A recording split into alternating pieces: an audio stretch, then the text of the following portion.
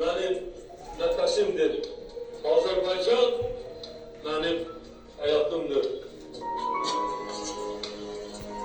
El bilir ki sen benimsen. Yurdum, yuvam, meskenimsen. Anam, doğma vatanımsan. Ayrılar mı? Gönül candan. Azerbaycan. Azerbaycan. Van'da doğuldu 23 mayında.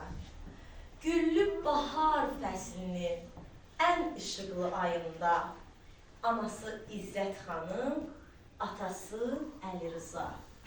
Şükürlər oxudular Tanrıya, ilahiyə, bu bahara, bu yaza. Ata, ana ad qoyub adına Heydər dedi.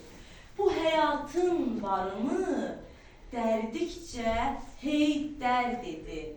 O boyatdı, böyüdü, gündə bir darı boyda.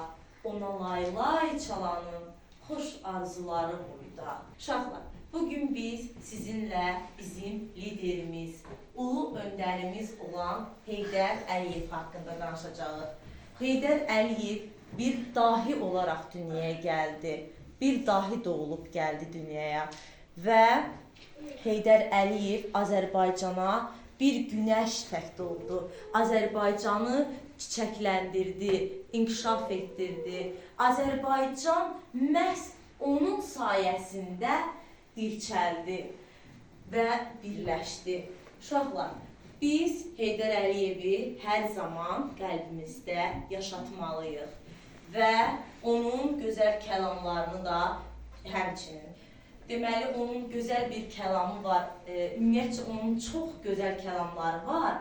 Bir kəlamı da var ki, deyir, mən müəllimdən yüksəyə tanımıram. Biz müəllimlər üçün dediyi gözəl kəlamlarından biridir.